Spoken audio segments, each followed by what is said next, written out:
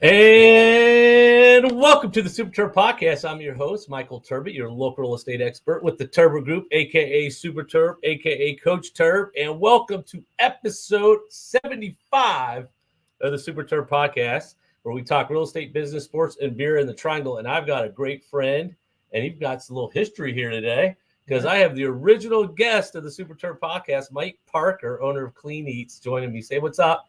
You're live on Facebook, Instagram, Facebook, LinkedIn, YouTube, but of course you'll be in Spotify and Apple Land as well. Nice, so say what's up. Nice. No, I wanted Mike to come on. We started this podcast a little over 3.5 years ago, and Mike and I created a real good friendship because I'm basically a bar stool in one of his cafes or wherever I'm selling houses at Clean Eatz. And I was like, man, how cool would it be for you to come back on and kind of talk about your journey? Because I started this podcast where we talked about entrepreneurs, business owners, and challenges and successes of what you've had. And here, since we've, done that podcast, I think at the time 2 locations, and I want to say you're up to 5 or 6 now, which we'll get into, which is amazing, brother. I'm proud of you and your growth. And I know there's also been not necessarily struggles, but some hurdles in there that I think would be great for you to share with anybody listening out there that is, wanting to be an entrepreneur or business owner, just maybe not necessarily understanding where to start or expand. So I'm going to have Mike join me on the other side. But again, before I do that, I always like to talk about my real estate or have a real estate update. And a video that I have going out this week to my sphere, and also went out to social media last week, is just talking about how, this is the time, guys, to get a game plan together, because it's not if, it's when the interest rates are going to come down. We've always said, I've stopped predicting on when that's going to happen, but many are saying that we're going to see a cut by the end of the year. And I think definitely we'll see some action next year. And there's a lot of buyers on the fence because either A, they're waiting for the rates to be perfect for them, or they're just waiting for that time. But in many cases, it's been a couple years. And the rule of thumb here, guys, is when an interest rate, like right now, let's say, I think we're actually below 7 now, let's say 6.75. But for example purposes, let's say 7%. The rate goes down to 6%. That 1%, 5 million eligible buyers on a macro level are going to come off the sideline. So that just means there's going to be more competition. Our supply is already still very low. We're at pre-pandemic levels, just under 2 months supply in Wake County. But again, when those rates come down, you just want to have a game plan. So if you're out there listening, if there's anything we can be doing to help you accomplish real estate goals, whether that's buying or selling, because there's a lot of sellers too that are sitting on a ton of equity. And listings this year are up 26%, and they're selling just as fast because I think a lot of people are just tired of sitting on their hands. They've bought that first home in the last 5 years, and they're sitting on a bunch of equity, but they need that extra bedroom. They want that yard. They want convenience. So if there's anything we can be doing to help you to get that game plan together, let me know. And on the other side, we'll have Mike, and I'm pumped, brother.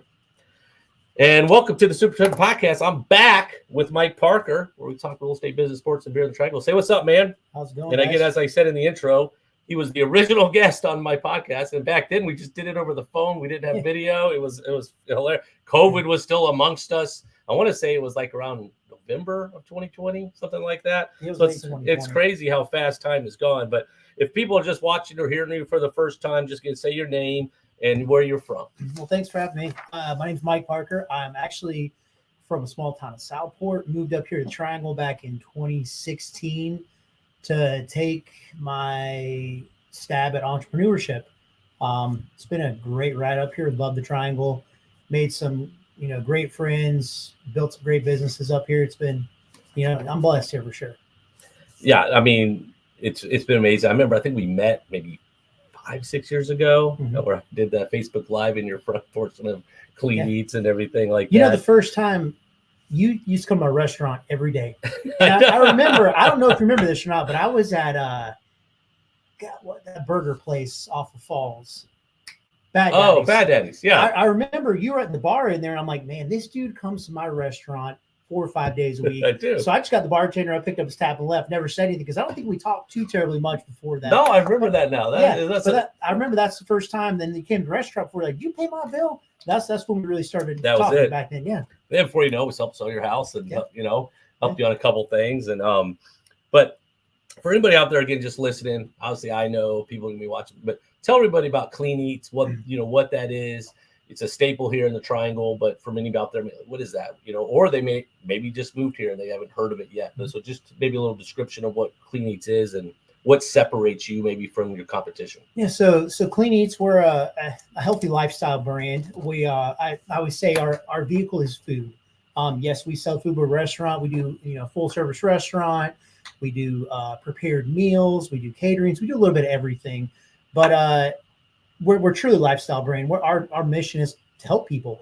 We want to give back as much as possible. So many people are in a spot where they don't know much about health and wellness, except I need help, and that's where we come into play. I tell people we're healthy, we're affordable, and convenient. People come to us like Terb when we first met. You come in, grab lunch, but then we also offer weekly meal plans. Prepared meals, the macros are laid out, the portions are laid out. We make it as easy as possible for everyone, but also while keeping it affordable. No, I think that's it. I mean, I remember when I first went into Clean Eatz, and it was over there off the one on Sawmill Road, kind of tucked in back there. It was somewhere I knew when I'm working that I could get a good meal. Too many times, I'm hitting the drive-through window, and we just talked about it before we started the podcast. I'm embarking on 75 hard, which I'm in day 3.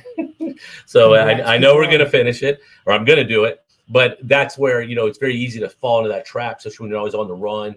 And I know to be able to pop in, eat something good. Plus, the people that you have working for you are unbelievable. Like Kenny's there. Everybody, they treat you like your friends. So, you want to go where that, where you have that feeling. But, like I said, when we talked last, you had Raleigh. I think Cary just opened or was pretty much in its infancy. Tell everybody now where you've expanded to outside of those 2 locations. So we opened up Cary in 2018, and since then we opened up. Was it 2018? That's hard to believe. Yeah, because we started in 2016. Yeah. So 2016 was Raleigh, 2018 was Cary, and then I think in 21 through COVID we opened up Durham, and my God, that was like bird and an elephant in that time. You remember the video we did, me, you, Gray, and JD in the Cary store? That was fantastic. Do remember that. Yeah, we gotta pull that one. That was like location. JD's like, thanks, Mike. That's still one of the best videos of all time. Yeah, but since then we opened up Durham during COVID, and then we sort of had a stale time because just everything, COVID, as everyone's aware, was hard on everybody. Everything, build outs, equipment, everything was rough. Since then we were in Fayetteville, Southern Pines, and we just recently took over in the Winston-Salem. That's why I thought Winston, Southern Pines, Fayetteville. So that's 3. Durham's 4. So 6. 6 total. 6. Wow. 6 total. Now, how many people do you have working for you there? I mean, I mean, off the top of your head, but I mean, that's a question I have is, how, on growth and then employees. I know you have really good managers too that are helping each spot for you, because I know you can't be everywhere. And I'm going to get to another question, which will be good. I think we probably have 70 plus employees at this point. Okay. So when you were at Raleigh and Cary, so like, what made you say, you know what, let's go to Durham? And then let's go to Fayetteville. Like, what were the things, or is there ever a right time, or is it just like, hey, this is what I want to do? So I'm going to let you on a secret that I learned as an entrepreneur. And I realized this looking around a lot of successful people, and then I sort of reflected on myself with the little success I've had. I'm like, I just do stuff. A lot of times I don't have the best plan. I just dive in. I know what the goal is. We're going to succeed here. What's the plan? We're going to figure it out as we go. And we just push through a lot of stuff, because a lot of times people overthink enough to where they talk themselves out of it. It's like, honestly, I'm not that smart. I'm too dumb to quit. So I just keep going. I think that's what's aided in the success, is just pushing. Well, that goes back to one of my very first coaches I ever had. His name's Tim Stout, amazing real estate agent, entrepreneur, owner down in Georgia. And it was before I brought on Jordan to help me. And I was by myself. I mean, obviously I have a great team here, don't get me wrong, but like I needed additional help to take that next step. But you're always afraid of like, okay, am I going to have enough business for him? What are we going to do? And I remember him saying, Terb, the pool's only, you think it's 12 feet deep, the pool's only 2 feet deep. Just take a step and, fell forward. So I think that's awesome. I mean, for a lot of people, just do it, and then do you have a coach or anybody that is also helping on the professional side or business side, or is it just everything? I have a couple friends that I talk to daily. The franchisor, Don, is one of my best friends. Yeah. We talk on a daily basis. Another good friend of mine's a very successful entrepreneur. I believe also in proximity power. Who you're around is who you're going to be like. And I try to always be mindful of that and be intentional with my time and my surroundings, to where, I want to be as much of help to everyone around me as I can be, but also starts working both ways. you absorb what you put out as well. No, I think, you're exactly right. When you say you are maybe the closest 5 people you hang out with. Yeah. Especially when you have ups and downs. I mean, obviously economy, things like that, it's what you put yourself around and not be necessarily a victim to the outside noise. So what does an average day look like for you? Oh man, that's a rough one. I know it could be all over, but like you have multiple stores to man, different managers to lead, employees, people all looking to you. So I don't buy into that thing where you've got to wake up at 4:30 and do your cold plunge, do your this, and do your that. I think all that's great, but I don't think that's a box you have to check to be successful. I think you find what works for you. Like I wake up early. I'm up 6:15, 6:30, whatever. Depending on the day, I'll start out with some cardio. Then I start chipping away. You're like, all right, where am I needed the most? Because I haven't, like you said, I've got a great team. Without my team, I would not be here. I invest heavily in the people around me, and they handle a lot of the day to day. But then I'm also very involved. Wherever I'm needed, I go. Like I went to Southern Pines yesterday. I'll be out there again tomorrow. I bounce around as needed. So my week, when I try to plan out my week, a week ahead, I always look at stuff.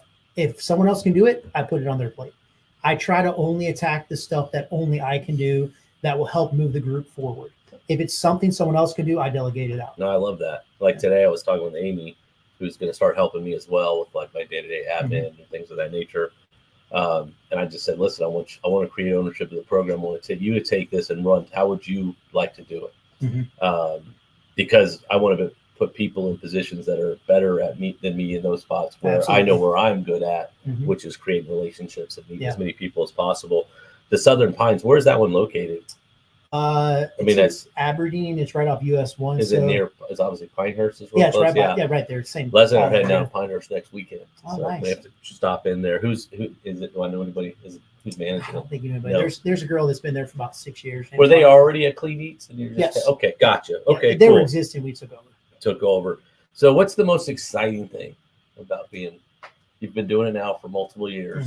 What would you say is the most exciting thing about being an entrepreneur of Clean Eatz? The most exciting thing for me now is seeing my team grow.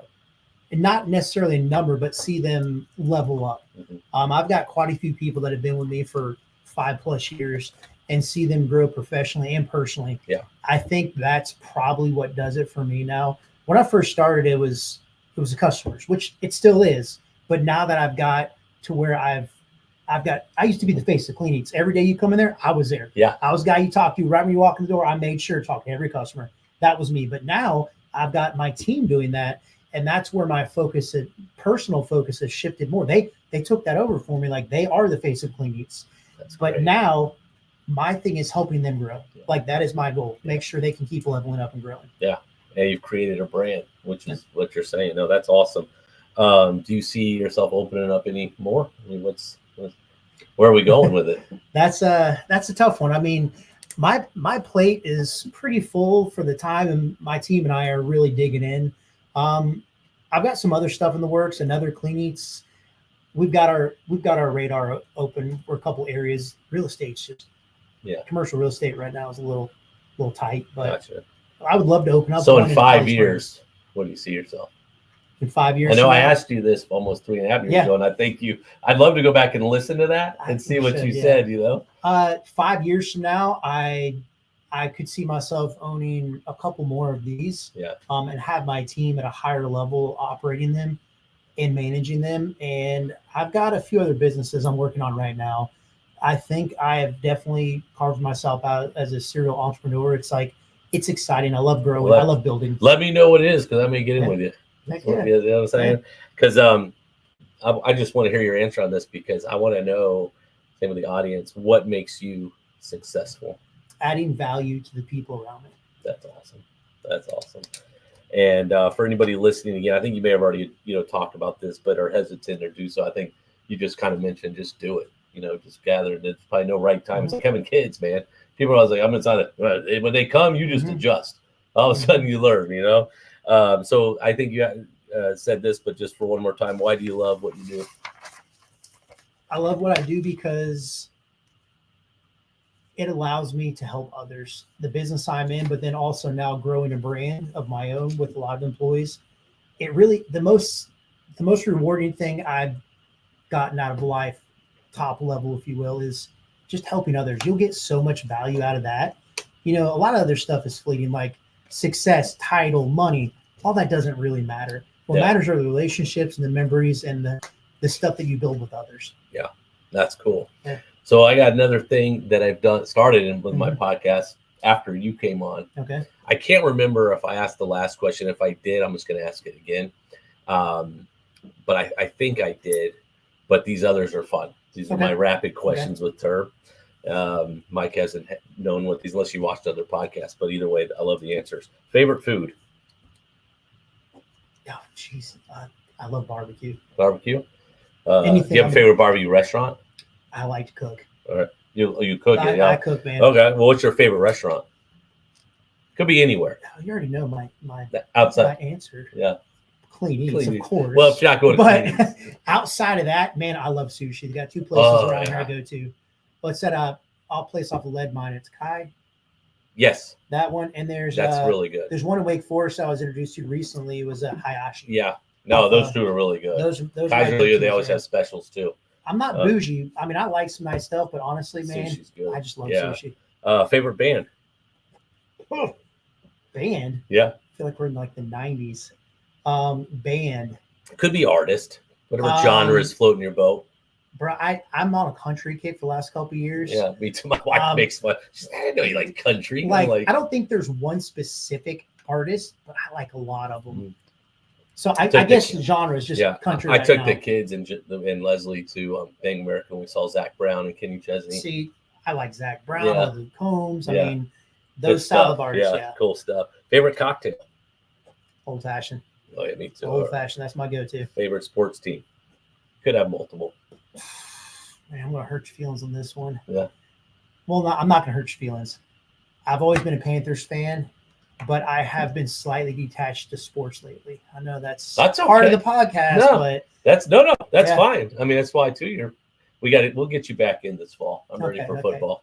I want to check out that back patio. Oh yeah, with the games back. Yeah, there. I want to start and I also want to start a cigar club and bourbon. I'm gonna wait it for 75 days though. So, what do you like to do when you're not working? I like to work on cars. How's that going? Have you got any new cars? So hobby turned business. We're about to launch a company. We've been working on it for about 8 months now. Hobby turned business, a twin turbo company for. So what is that going to do? Kind of fix up old cars or just? So no, it's actually trucks. F-150s, twin turbo kits. All right. It's in manufacturing. Now, where are you going to be doing that? At the house or you got some? We have a shop that we started doing it in. Yeah. Cool. One thing that someone would not know about you, like, they would be like, oh, really? Again, it's R-rated or whatever you want to share. Something someone doesn't know about me. Whew, probably a lot of things. I'm trying to think of something good to say here. You got me in a jam right now. That's why these questions are so good. I know. I'm like, normally I'm not speechless. So I'm like, something that people don't know about me. I see the wheels turning. I mean, you give me something to go off of because like they would be like, oh, I'm surprised he likes to draw, hike, things that you wouldn't think that is not necessarily, that just it's kind of in line of all right, I got it. What you like to do when you're not working. But this is weird. I am so obsessed with my grass right now.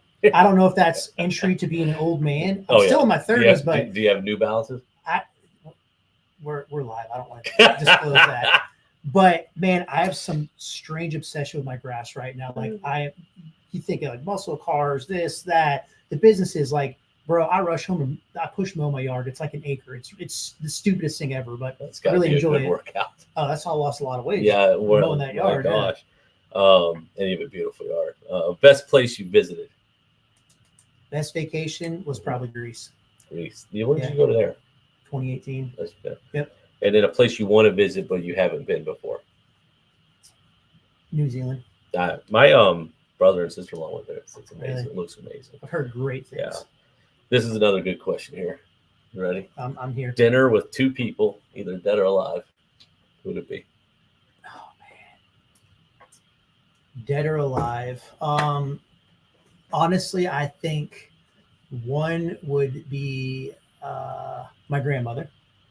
And the other would No, where be, was she from? she was from Florida. Uh-huh. We lost her a couple years ago, but one of these people that you just couldn't get enough of, want to be around. Yeah. I would love to have another dinner with her. Uh-huh. And then Warren Buffett. One of the most boring, smartest people you ever met. Yeah, that'd be good. That's a nice Yeah. combination. And this is a question I believe I asked you, but it was 3.5 years ago. You may change, the answer may have changed, or you'll think of something new. But I've asked this to everybody on the podcast. Best advice you've ever received, and by who? You did ask me that last time. I think that was the one I've always asked, but then I started the rapid questions like I don't know how many times back. But I love this because my plan is eventually whenever the Super Terb Podcast retires, is I've got a lot of great answers, is to put it in a book. The best, and you would have different answers, because there's no wrong answer. I don't remember who said this, and it's sort of generic, but it's so true.